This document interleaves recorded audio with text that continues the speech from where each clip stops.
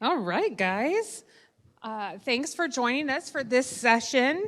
My name is Tammy Meller. I'm the Director of Outpatient Services at On With Life, and I have the honor and privilege to introduce the two for your next presentation, and it is titled Navigating Driving Rehabilitation in a Neuro Setting.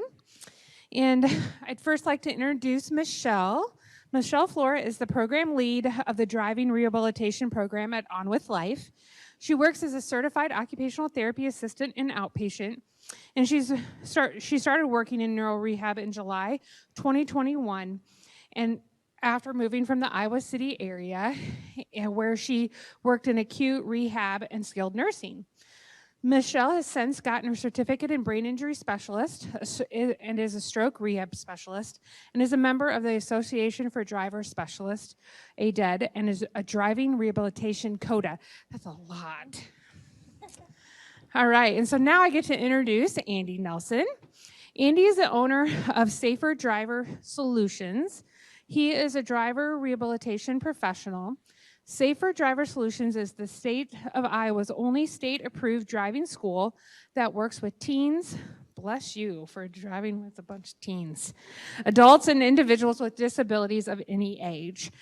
He opened his driving school in 2016 and began working with individuals with disabilities in 2017. Andy earned his driver rehabilitation professional credential, specialized instructor, and older driver badges in 2020. He is a member of ADED, which is the Association of Driver Rehabilitation Specialists, and Safer Driver Solutions is an institutional member of ADSEA, which is American Driver and Traffic Safety Education Association. Andy serves on both of the educational committees for both ADED and ADSEA. Andy is the board president of the Iowa Association of Safety Education, the Iowa-Nebraska ADED chapter president, and is an adjunct faculty instructor teaching individuals to be classroom and behind-the-wheel instructors for Grandview University. So please give them a warm welcome.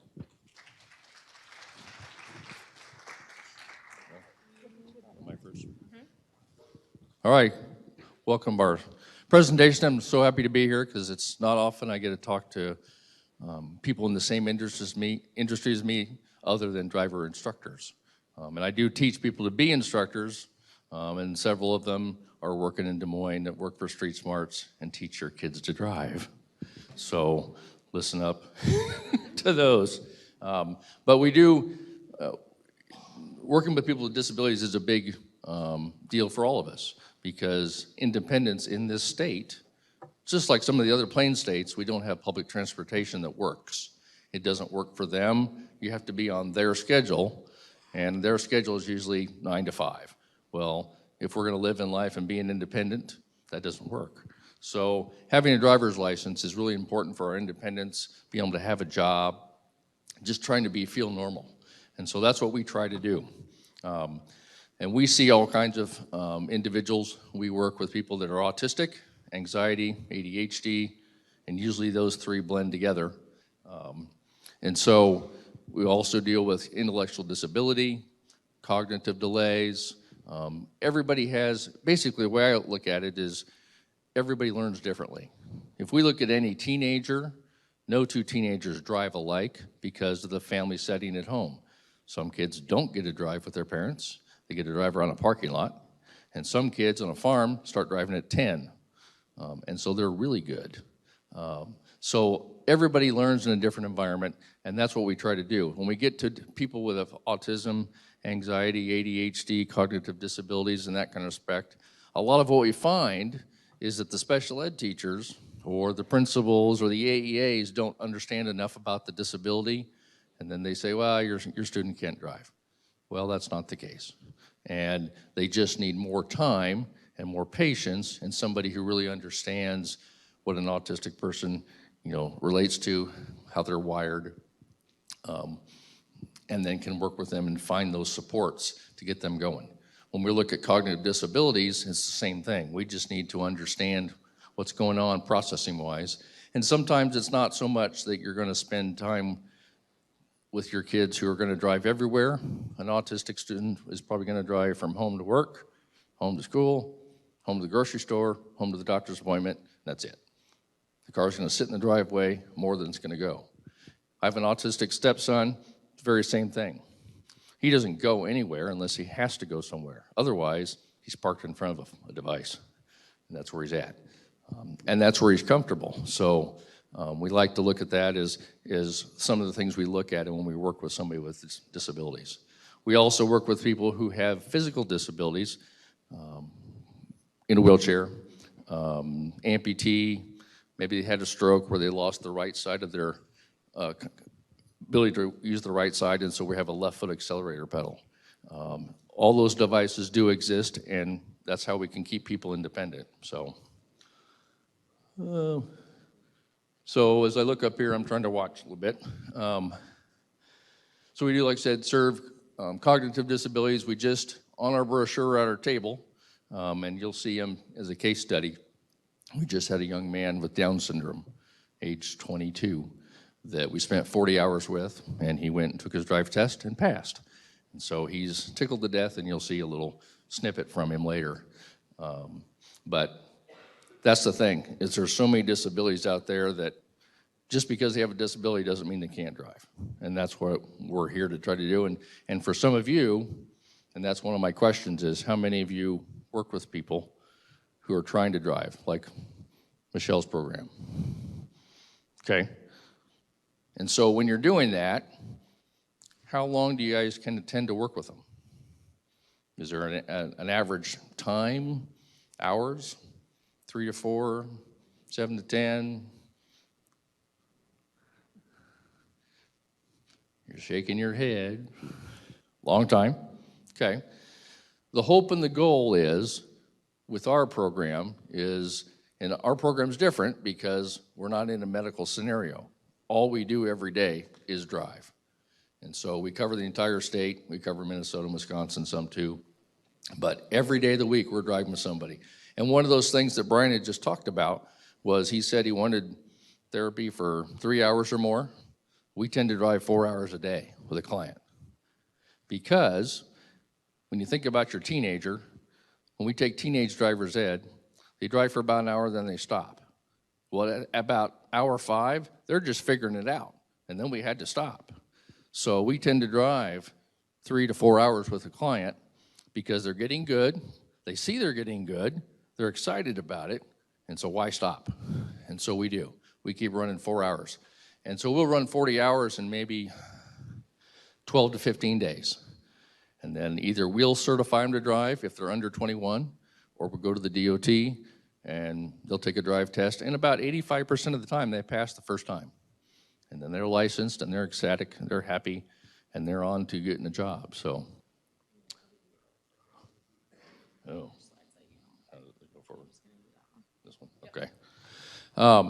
We do work with deaf and hard of hearing, so we do cover that population as well.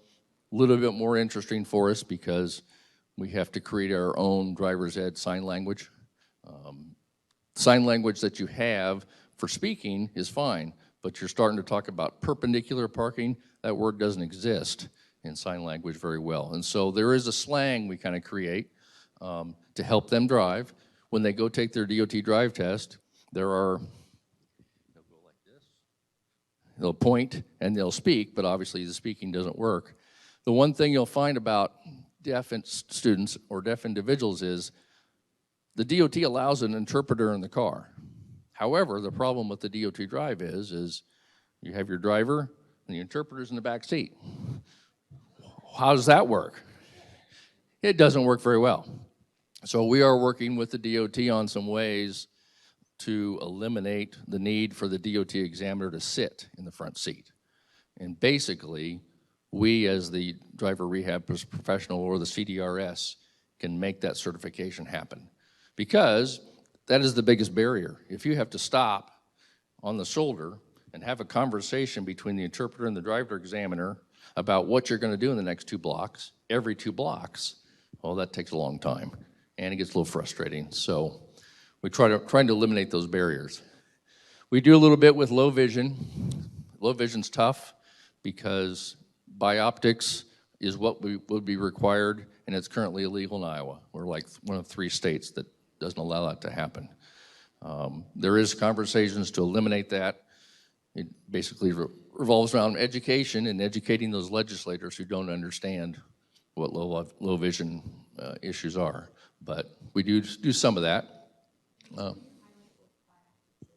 So bioptics is where their sight is 2100 or worse, and so they have to wear a set of little glasses that sits over here that puts them out here where it's kind of like giant magnifying glasses, so they can see signs and speed limit signs, and allows them to see a little bit better. Oops, what did they do? I teach them to drive, I don't teach the PowerPoint. There we go. So the reason that Iowa outlawed it for whatever reason was they just were concerned about the driving part. I think it goes back to DOT doesn't understand it, and so it was easier to say, no, let's not have it, than let's figure out a way to have it. So there's a couple, Dr. Mark Richardson at the University of Iowa is involved in it, and I think there is somebody at Drake who is also involved in research on that. But so everyone learns at their own pace, and this is our kind of our mantra is we need to give them time to learn, understand, we practice it, then they have to fail at it in order for us to practice again and then succeed. Michael Jordan's a great one for quotes to say, I missed 1,000 a million times so I could succeed and always drop that basket. And so that's the same thing here. They have to learn, but they have to fail because that's the only way they can learn from it. One of the examples we do a lot of times if we're in a smaller town or in a community where we know some of the layout, where we're driving with them and we see a stop sign ahead and we see that they're not going to stop for it, we let them go through the stop sign and say, hey, stop sign. They go, what? And so we say, see, now how do we do this better the next time? What are we going to be doing to figure it out? A lot of times as parents, when you drive with your student, you kind of micromanage the drive. You see that stop sign coming, and you see they're not slowing down, and you stop them and say, hey, stop, stop, stop, stop, stop.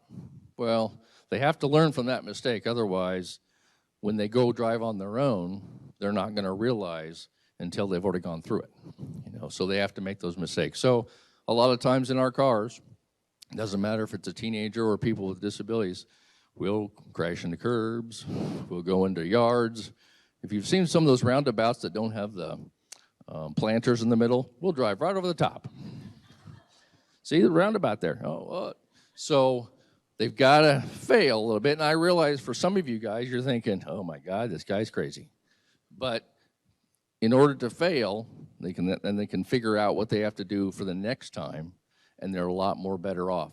They do scan a lot better once they realize, what, we just hit that, or those types of things. So it is easier for us in a vehicle that has a gas and a brake pedal on the passenger side, where we do have full control. And I do realize as parents, you don't have that. That's why we encourage you not to do parent.driver's ed and come to see us. But again, it's back to learning, understand, and we actually sit with them. Because the big question I always ask parents is when you start to teach your son or daughter to drive, what do you do? And a lot of them will say, well, we just get in the car and drive. I said, okay, let's see if I can do this now. Oh, I might go a little faster here. I might come back to this.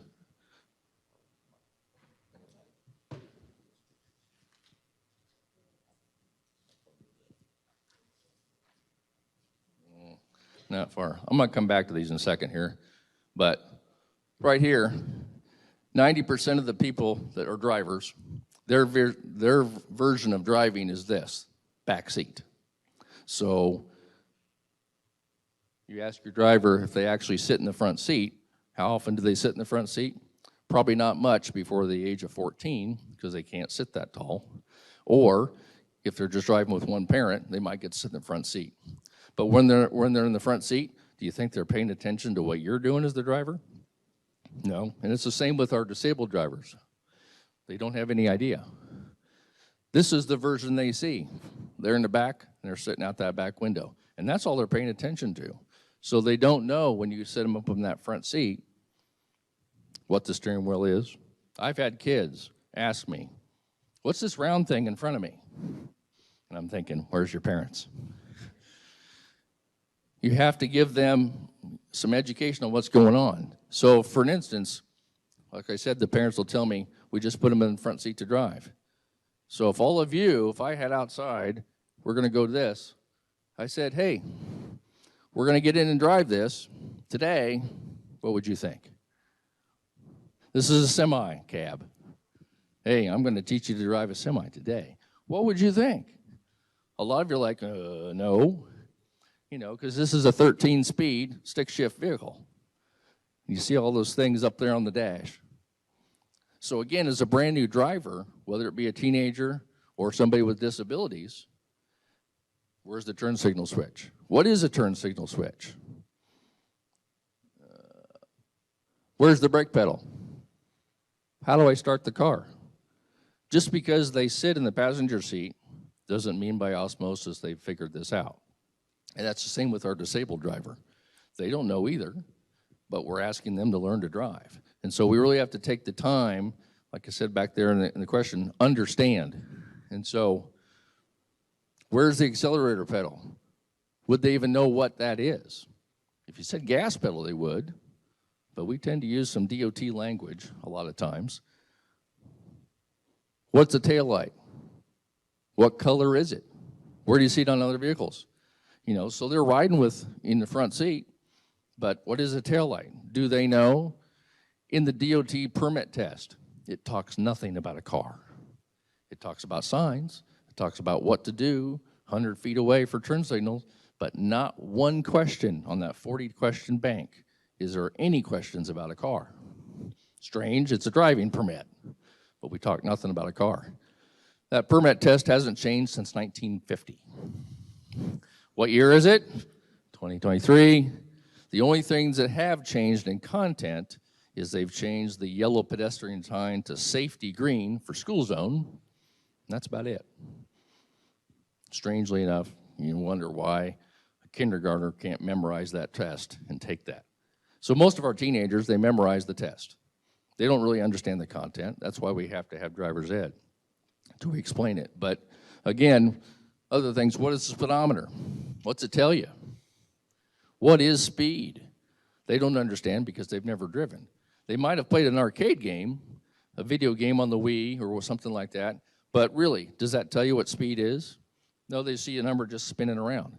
They don't realize until they actually drive a physical car. That's why a lot of teenagers won't go over 45 on a highway, because as the car gets faster, all that stimuli going past their face, that's so much stimuli they can't comprehend. And so and then we're talking about our regular gen ed teenagers. Come back to our person with a disability, slower cognition, a lot more stuff to process.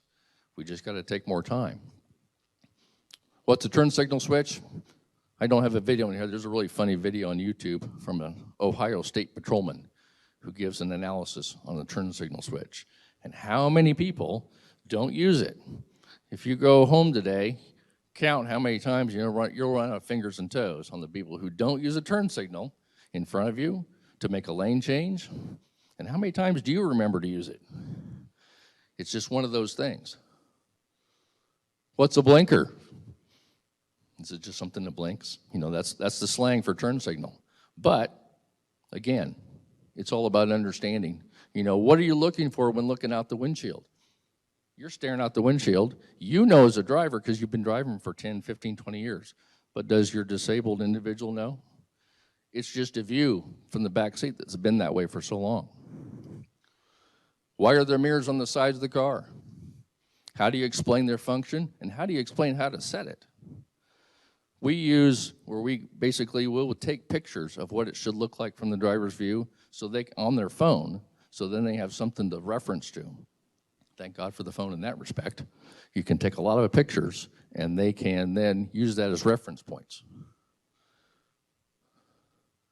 So individuals with disabilities should have the same opportunities to learn to drive as their peers. Their success depends on instructional techniques and understanding that takes individualized instruction from you or me or Michelle. It's individualized. It's not cookie cutter. You can have a guide, but you have to individualize it to that individual. Everybody's going to learn differently. Everybody's going to not understand the difference between turn signal and blinker. They may play video games and may understand what motion is, but you have to explain why the accelerator does like it does. For most of you in the audience here, that I can tell, you grew up with driver's ed where you were on a mechanical vehicle where if you pushed on the gas pedal, if you looked down at the floor, there was a rod that went from the gas pedal out to the engine compartment. Same with the brake. In my 2018 Honda Accord outside, it's sensor driven. There are no levers. Most of the cars outside that are 2015 and newer, it's all sensor driven. If you're an electric car, it's all computerized, sensor driven. It's redundant. So your teenager gets in the car and they push on the pedals and they said it feels funny. Well, yeah, it does, because you can't feel anything. And if you get in a small car versus a bigger SUV, the only reason it's different is the weight of the vehicle. But you have to explain that. Why does the car stop so quick? Well, it's because the car doesn't weigh anything as compared to a Suburban or a pickup truck. So there's a lot of explanation and understanding.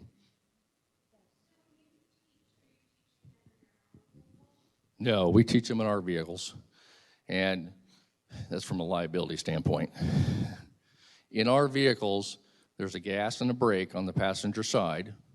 We love a steering wheel, but there's this funny little airbag in front of us, so we can't do that anymore. When most of us took driver's ed in the 70s and 80s, there was a steering wheel on the passenger side. When they put that airbag in there, that ruined that. But we have a gas and a brake, but we always tell the students we have full control. I can always grab the steering wheel and take control. But for a lot of our newer students who have never driven, like our disabled folks, I'll start them out just using the steering wheel only, and I'll run the gas and the brake. That way we can chunk that instruction. They can start out learning to steer on their own, and then we can kind of control. And that way I can put them out into busier. I mean, I had a student up in Ankeny here about 6 months ago, never driven. First day out, we were out on Delaware because I had the pedals and she could steer. And so she got to experience steering in regular driving conditions. A parking lot is not regular driving conditions. You have to have traffic, or they don't understand what they're doing. They have to be able to see that car come up on the right side. They need to be coming to a stoplight. They need to be able to experience crossing the stoplight and making a left-hand turn. If they're not having to use the pedals right away, they can do that and have some confidence. Once they feel confident and I'm confident in their steering, then I'm going to give them the brake pedal, and I'll still keep the gas.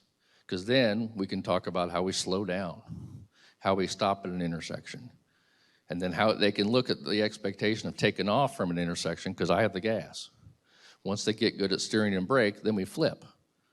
And I do gas, I give them the gas pedal and I keep the brake pedal. And this is about 10 hours of time will go by, and then they'll drive with all three inputs. And then we'll have confidence in the brake pedal, the gas pedal, and the steering. And that's how we get to that point. 40.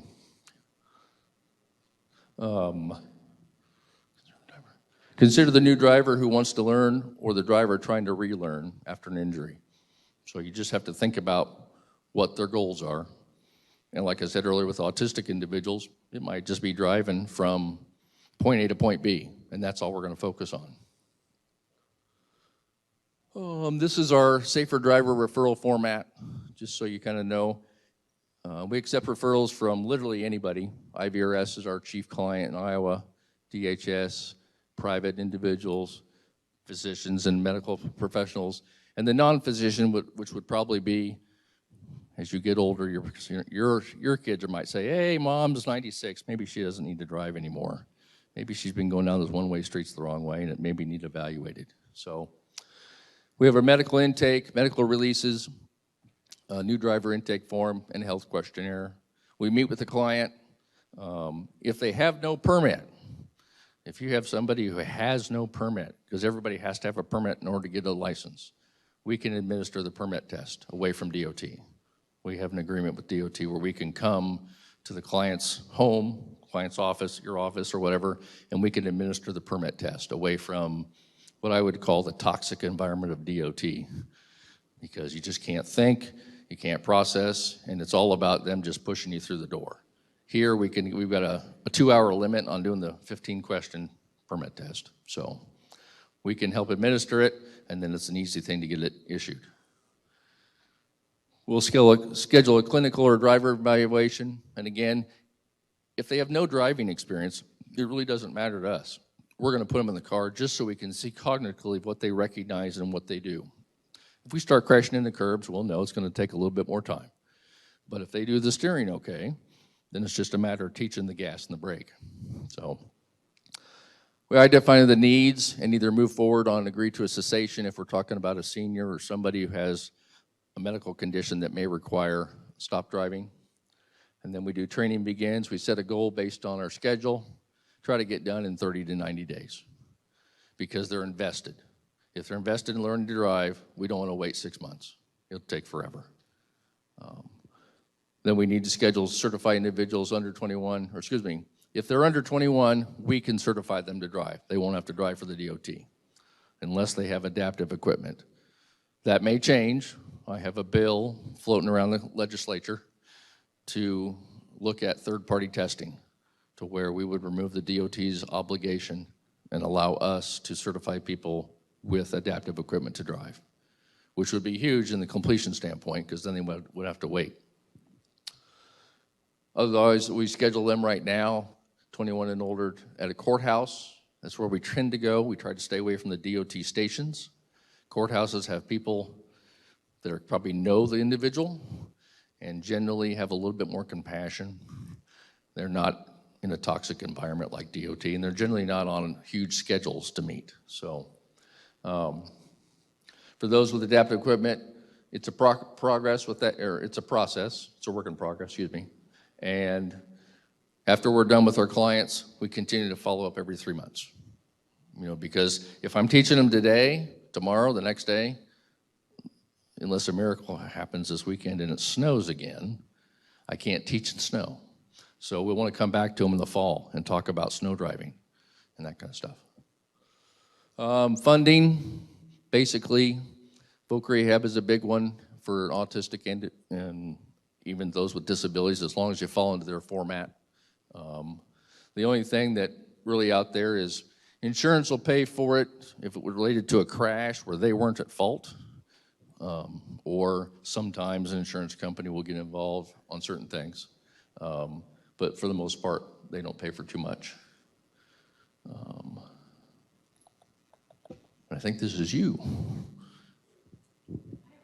Yeah. Kind of varies. The question was, how much does he charge? We charge $225 an hour plus mileage. And for assessments, though, we only charge $300 for assessment because we can learn a lot from the assessment. So a driving assessment's $300 and then mileage to get there. And we do cover the entire state. So we come to the client. We don't make them come to us. They need to be able to drive in their home environment. If they can't drive in their environment, they're not going to be able to drive in Des Moines or other big cities. So, but any other questions? All right, yeah. All right, so I'm going to be highlighting kind of the On With Life driving rehab program, and then also just general driving rehab in regards to neuro injury. So as you see listed here, a lot of symptoms, especially who we're seeing in our clinic, is post-TBI, acquired brain injury, due to physical injury and such, and then other neurological impairments and progressive diseases as well. So they can often lead to inability to drive and driving safety in general. So most symptoms that we're seeing post-neuro injury is the visual response and perception, physical reaction time, memory, problem-solving skills, those executive functioning skills of being able to make multiple decisions in a quick environment, in a quick reaction time in regards to that. And then also physical function. We're dealing a lot with hemiparesis, spinal cord injury. Those types of things kind of help, or what we're running into a lot in our newer program. So we are more clinically based, I would say, than what Andy is maybe running into. We work as a transdisciplinary team.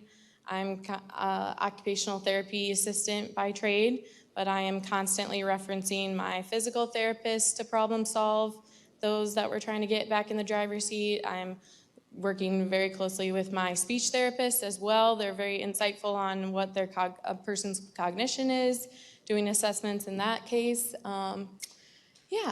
We do work as well with counseling. I'm running into a lot of people or folks that might be having anxiousness or PTSD from their potential injury and are having to work through those. So we work with counseling, and then also referring to neuropsych as well, and having those evals done and to make sure that a person is cognitively sound to make those driving decisions and capabilities. So we started our program in September of 2021. We're doing about 3 to 5. We're mainly on the eval side of driving rehab, but we use it in our clinical practice as people come to us for outpatient occupational therapy, and that's kind of where we mainly address using the simulator and such to help people rehab back to driving. We use a driving simulator, we use cognitive assessments, we work closely also with vision specialists to try to make sure that the person is capable of seeing what they need to be able to see on the road, and interpreting that information as well. So it is an out-of-pocket expense for us as well. Our initial eval is $350. Let's see here. We usually get a referral from a physician.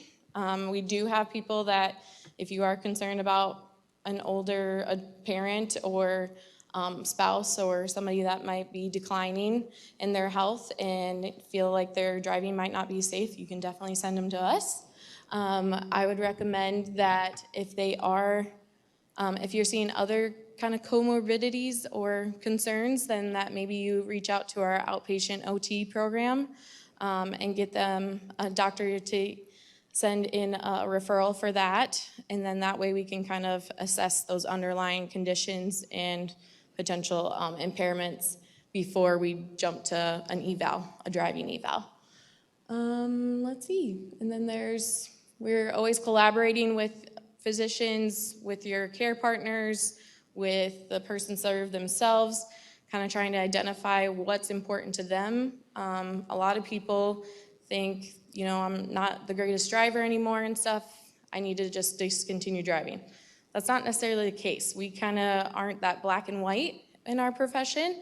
We are able to accommodate and try to keep you as independent as possible when it comes to driving and safely. So that's obviously the key important there. So we are often recommending, we can kind of assess, we have a couple different outcomes, I guess I should say. Is it gradual return to driving? Maybe it's kind of, you stick closer to lower speeds, smaller neighborhoods, less traffic, or we recommend potential formal driving evaluation. And we're often running into helping people kind of navigate after a neuro injury and having to be re-examined by the DOT.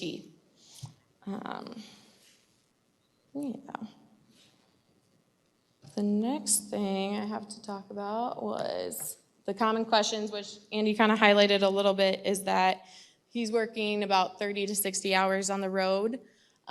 We're addressing it usually in that first initial plan of care.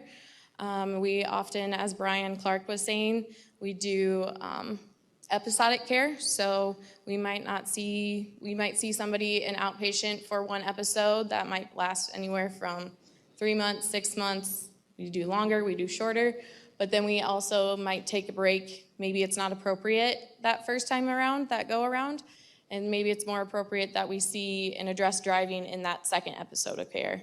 We might have to target other goals that they're having in that first episode of care, especially in OT. Maybe I have a lot of people, they come in and they're like, I want to drive. It's like, okay, well, let's learn, we might have to relearn how to get your shoes on first before we address that driving component. So working on stuff like that.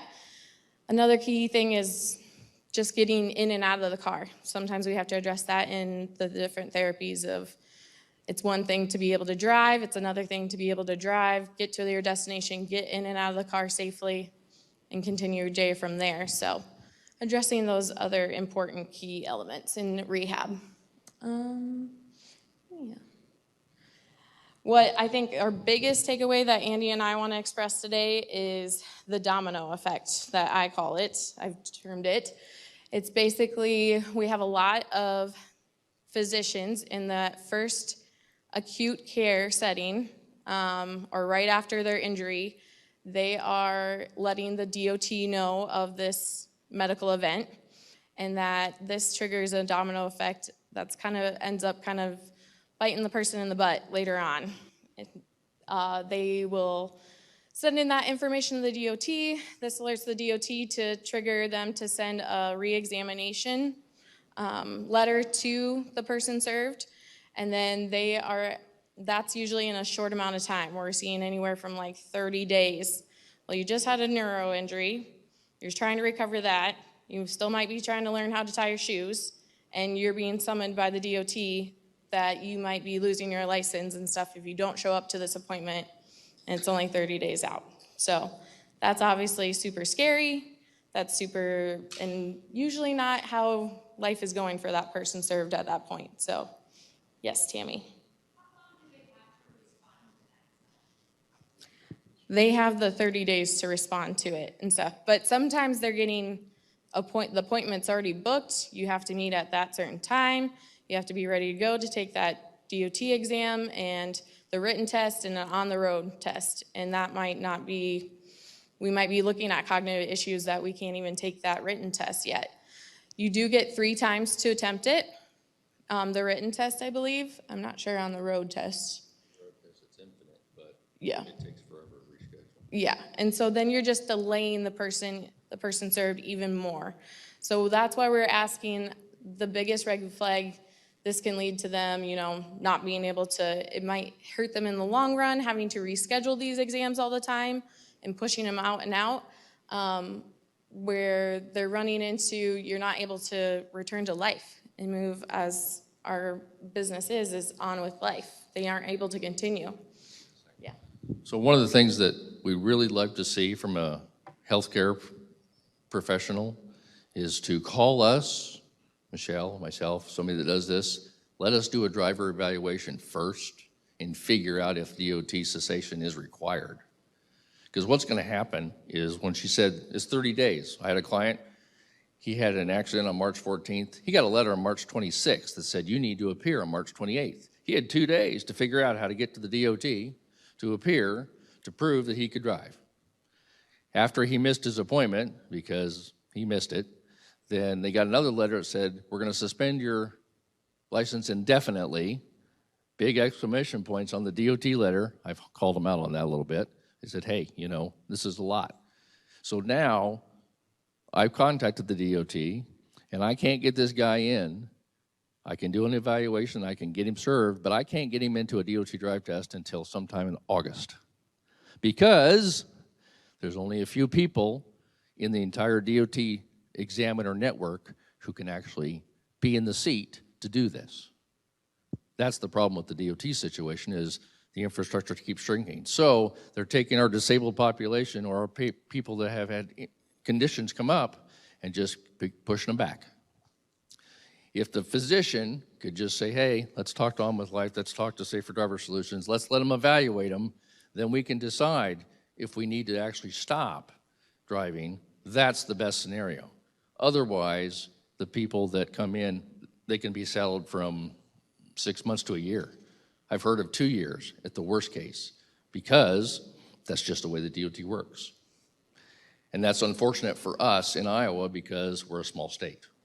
So that's where the big red flag is we really need help telling those physicians, hey, don't overreact yet. Let's wait and see how they get with their rehab, see if they can go back to driving before we say, no, we can't drive. Yeah, so just to highlight, when we're asking for, like you said, a referral to one of us to have that proper evaluation, and maybe we are addressing, especially in outpatient, some of those other comorbidities or other problems that they're running into that's preventing them from being independent. And then we kind of have that backslide of it's not able to perform the driving eval. And so it's just kind of a vicious circle at that point. So we're trying to educate everybody in our field and other physicians that, yes, please just kind of pump the brakes, send them to us, we'll eval, we'll work with them in rehab, and then we can make that decision. So these are on the left here are a little bit of what I would say are probably red flags to the DOT and maybe what your physician is reporting if they see you, and maybe that would maybe trigger them to contact the DOT. It also gets very confusing, I would say, especially with neuro, is that episode of syncope or loss of consciousness. So a lot of people think when it's the loss of consciousness or they hear seizure, they think, oh, seizure, and a lot of us know that rule of waiting 6 months. That's not necessarily only related to seizure. And the DOT sees it that any loss of consciousness, it could be from 2 minutes to 45 to 30 days. They all kind of see it the same, that you should cease driving in that 6 months. That's not really realistic for a lot of people. A lot of people can recover from a concussion or a traumatic brain injury potentially quicker than that. So the fact that we're limiting them without having a proper evaluation by one of us or a medical professional being able to clear them, you run into that again where you're delaying their recovery and their independence because you're jumping the gun of, hey, you lost consciousness for 2 minutes, now you can't return to your life again. So we're trying to prevent that. So this is the code that the DOT uses to put that into place where they might be able to call you in for reexamination. It, again, is sparking that domino effect of the wrong dominoes that are falling. So we're trying to avoid that. They make that appointment. I have run into specifically, and I'll talk about it a little bit more in the case study that I have, but a gentleman who was younger, had a traumatic brain injury, and ended up having to appeal even though he got medical clearance. So it's just, there's a couple ways that's why we're here to kind of help you navigate it and get better insight into how to kind of combat this a little bit. So, wrong one. There we go. Question? Yeah.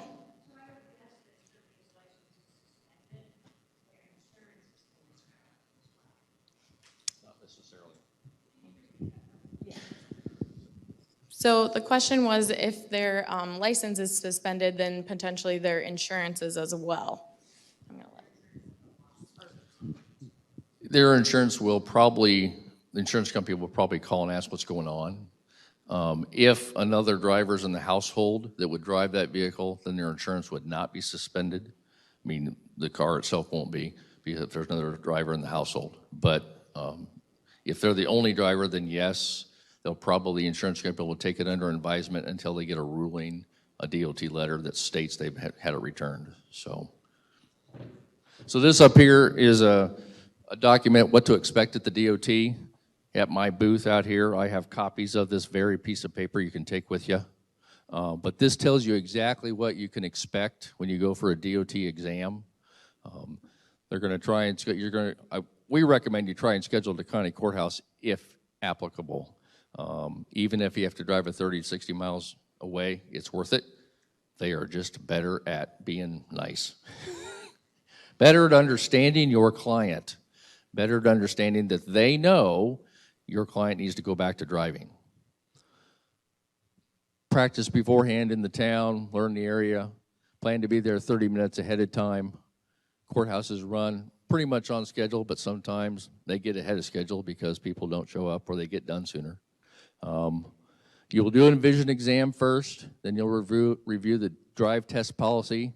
There will be a piece of paper that states how the final that drive assessment will be. Your client will read that, have to sign a paper that says they understand it.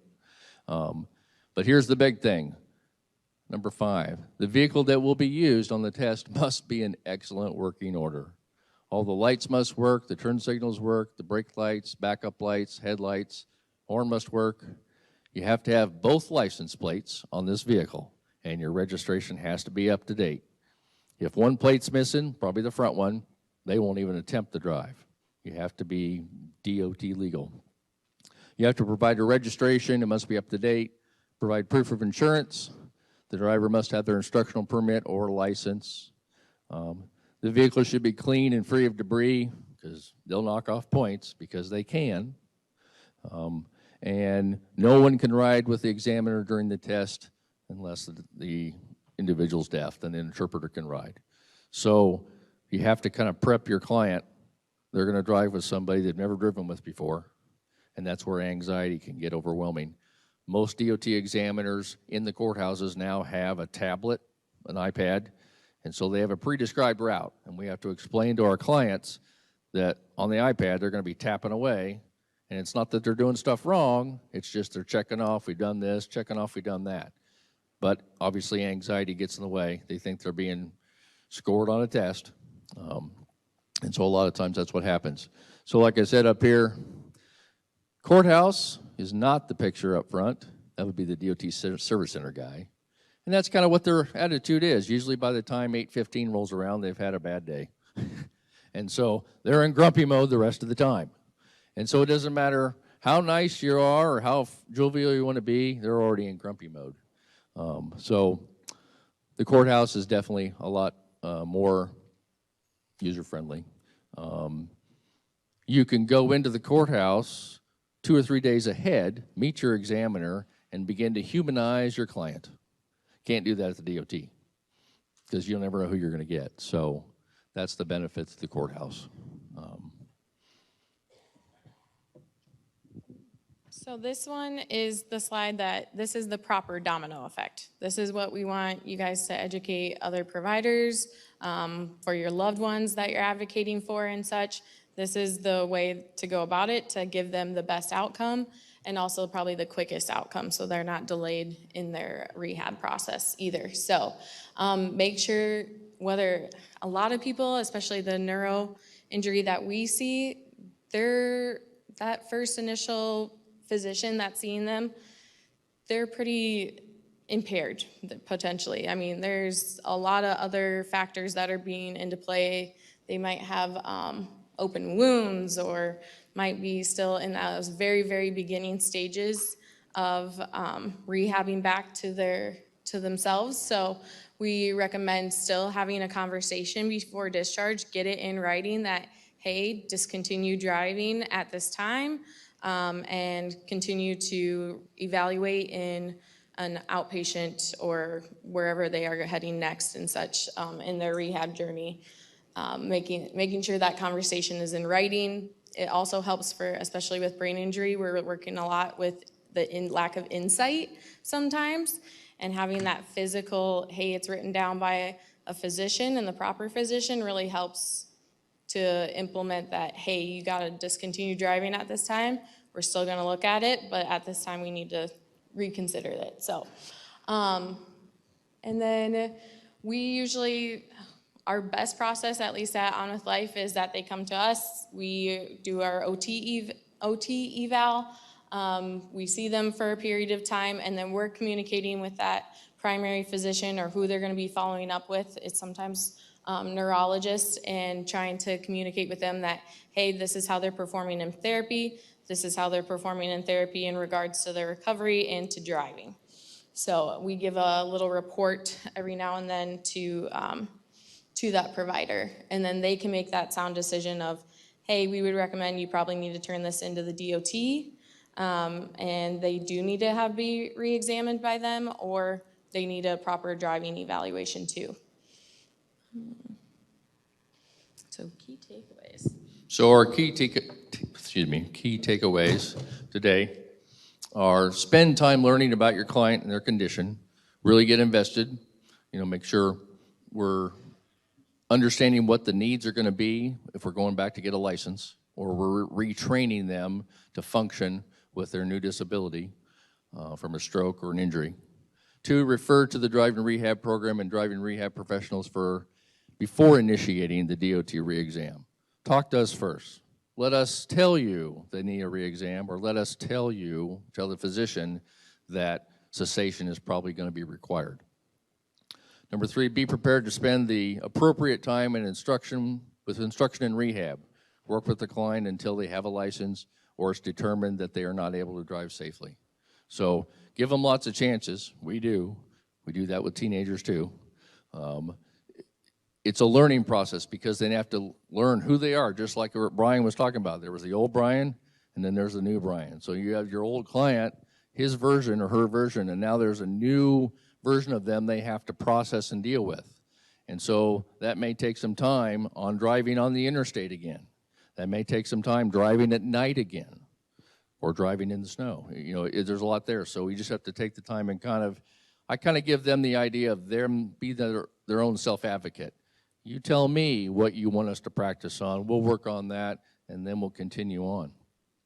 Number 4, if you're unsure, reach out for help before terminating services.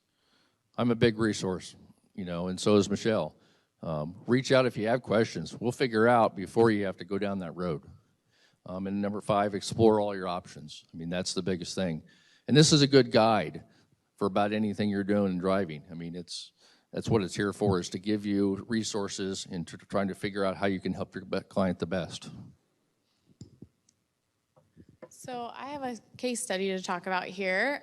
We had a 41-year-old female who came to us post-CVA. She was not doing so hot, very impaired. I believe it was on the left side, and she couldn't move her arm, couldn't use her hand, and then also did have trouble with dysphagia, communicating, and also her receptive aphasia, I believe, too. So she, as you can see, this is kind of the timeline of what her recovery process was. And coming down to it, it took about a year in total. A lot of it could have been avoided in the sense of the DOT being notified early on, very early on, where we were just trying to work on her rehabbing on her simple daily tasks. And then her husband, thank goodness, was a huge advocate because she's keeps getting these letters from the DOT that she needs to appear and that she needs to make these appointments and whatnot. Her husband, and I don't know if any of you have had to make a call to the DOT lately, but it is a long wait and a lot time consuming trying to get a hold of who you need to get a hold of. So her husband was at least able to do that and advocate for her. We don't always see that in the neuro setting. We have people in our departments that rally around them and help as best we can.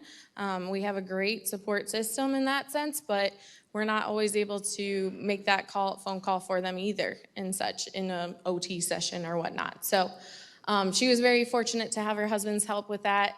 She kind of kept on running into other medical issues and other diagnoses. That did prolong it as well. So we have those, the moya to blame for that, and some hospitalization. So it probably worked out that we had to extend her driving rehab a little bit longer, but she wasn't with us for more than a month, I believe, before we had her on the driving simulator and we were working towards that goal because she was making progress so fast. But the biggest takeaway from this one, again, is just that back end of not knowing how to operate kind of through the DOT system, and a physician that kind of got ahead of themselves with putting the cart before the horse and having her being re-examined so quickly definitely put a lot of unnecessary stress and confusion in the whole driving rehab process in general and her rehab altogether. So we did a driving eval it ended up being in December of 2022, and she passed with flying colors. She did a great job. We didn't have many recommendations, even with she had fully recovered pretty much with her left arm and upper extremity and lower extremity. She's done multiple episodes of care now with us, coming back, and just keeps on continuing to improve. So we were really happy to see her succeed in that. Wish her journey would have been a little bit more simpler for her and such. But it was a good learning experience for On With Life as well. So there might be a video that kicks on here, but or there should. Okay, so we had a 21-year-old male. This was our guy with Down syndrome. Main limitations were he's never driven, and everybody told him he couldn't drive. Everybody. So we started working with him. It took us about 3.5 weeks, 40 hours or so time, and we took him to which one was it? Western part of the state. I think Winterset is where he did his drive test. Passed it on the first try. And interestingly enough, there were 4 drives that day. We had 2 people there, and there was one before us and one after us. And we stayed most of the time because this kid was excited that he passed. The 2 adults that were gen ed, no disabilities whatsoever, both of them failed. And the examiner said, gee whiz, maybe you should go learn from them. So you play that clip. How do you play? I don't know. Enter? What? You tell me.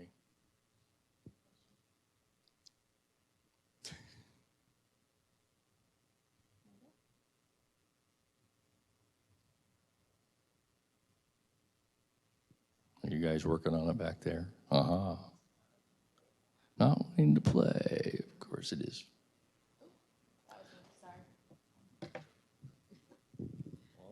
Yeah, I can talk about my next case study because it didn't have a video with it. But the next gentleman was a 19-year-old. He had a traumatic brain injury from a pretty high fall, and was recovering, had a lot of broken bones of different things.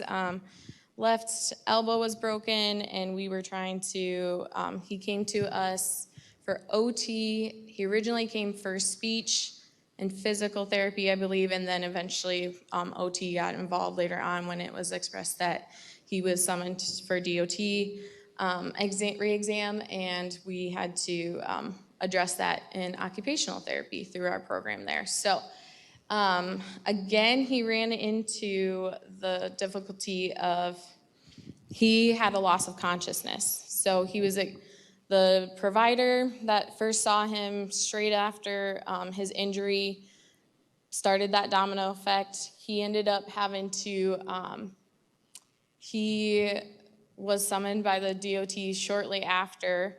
At the time, we were still kind of in that gray area of if he was 100% ready to go back to driving. So had him go through the OT process with us, going on the simulator, doing simulator drives. Speech really was working on his cognition. And then we kind of ran into that factor of how much is this brain injury, how much is this 19-year-old boy and his driving, and how much is this just being so shortly out from his injury.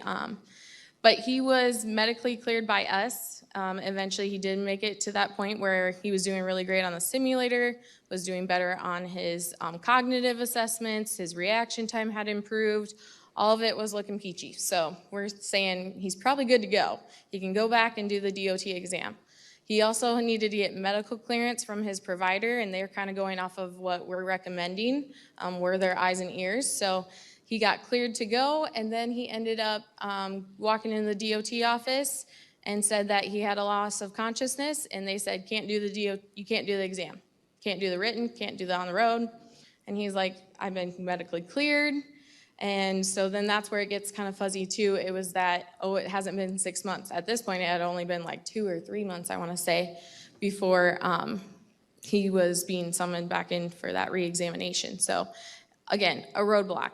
Now this kid is ready to go back to work. He's wanting to go back to school. So at this point, it's like, why can't he's been cleared by medical. Why can't he? So he ended up having to wait like he got a temporary permit, but he was basically restricted from taking that exam again until his mom was a huge advocate for him and was able to do a repeal request, which gets looked at by the DOT medical board. But it was just, again, another headache that could probably have been avoided if we just would have waited that 4 to 6 weeks post his injury and made a decision from there. So, well, real quick, I'll say that my 42-year-old female had intellectual disability and essential tremors. We figured out basically with her drives that she can only drive 15 minutes at a time, take a break because of her tremors. We've actually put a timer in her car, 15-minute little egg timer, goes off in 15 minutes, she pulls over and stops, takes a break, resets, and then she drives again. Did that with the DOT test, passed at flying colors, so she's happy. But will this one play? No. Well, we tried on the videos. There's a picture of her. That's all I can tell you. But If you download the link from the handout and from the slides, you might be able to play it. it's a YouTube link. You should be able to see it. So is that the end of it? And then any questions? And there's our QR code, and you can always, like I said, use us for resource on everything you need. So I appreciate everybody coming. Will you guys be around if they have questions? I know we're going to take a quick 10-minute break, and the room will open up. And I'm guessing there's probably stuff to drink out there, maybe? Yeah, I'm getting head nods. But you can catch these two just from a timing standpoint. We're going to get them off the stage, but feel free to stop and ask them questions. Thanks again, guys.